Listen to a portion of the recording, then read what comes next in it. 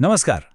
ચાલો આજે વાત કરીએ જે ફાઉન્ડેશન અમદાવાદની એક ખૂબ જ અદ્ભુત પહેલ વિશે, જેનું નામ છે વિદ્યાદાન મહાદાન.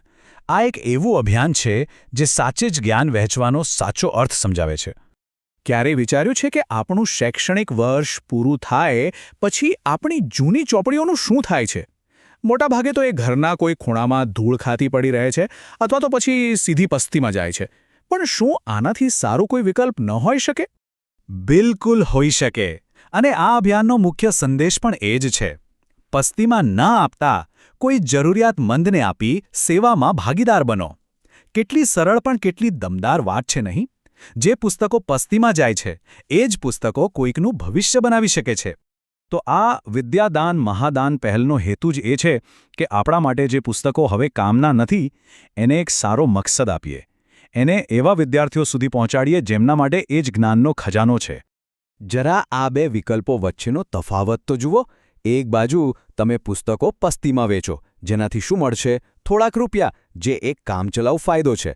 પણ બીજી બાજુ એ જ પુસ્તકો તમે શિક્ષણ માટે દાન કરો તો એ કોઈ વિદ્યાર્થીના ભવિષ્ય પર કાયમી પોઝિટિવ અસર કરે છે. આ બંને વચ્ચે ખરેખર જમીન આસમાનનો ફરક છે.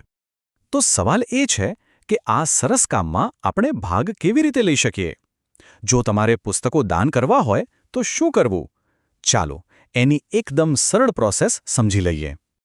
પુસ્તકોનું દાન કરવું ખરેખર બહુ જ સહેલું છે. ફક્ત 3 સિમ્પલ સ્ટેપ્સ છે. પહેલું, તમારી પાસે જે પાઠ્યપુસ્તકો છે એનું એક લિસ્ટ બનાવી લો. બીજું, એ કયા માધ્યમના છે, ગુજરાતી કે અંગ્રેજી, અને કયા ધોરણના છે એ લખી દો.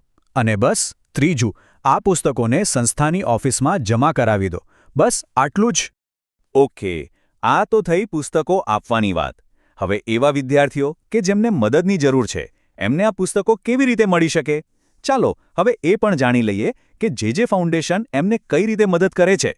જે વિદ્યાર્થીઓને પુસ્તકોની જરૂર છે એમના માટે પણ પ્રોસેસ એકદમ સીધી અને સરળ છે. ફક્ત 2 ડોક્યુમેન્ટ્સ જોઈએ.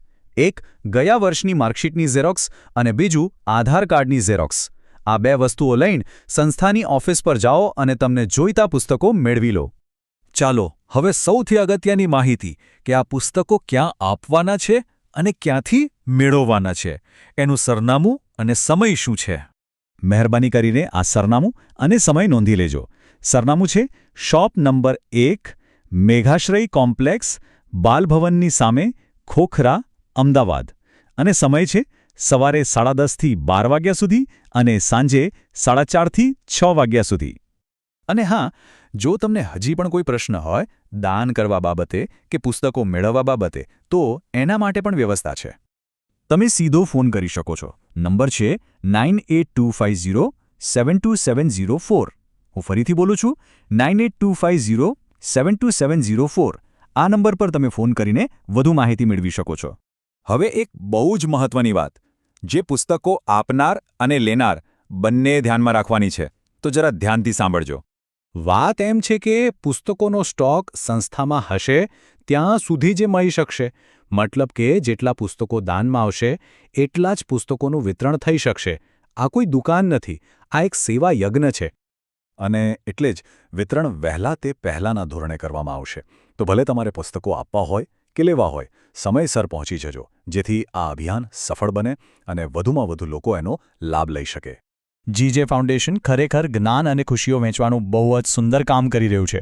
જો તમારે એમના કામ વિશે વધુ જાણવું હોય તો તમે એમના સોશિયલ મીડિયા હેન્ડલ્સ જે ફાઉન્ડેશન અને જે ફાઉન્ડેશન 87 પર પણ એમને ફોલો કરી શકો છો.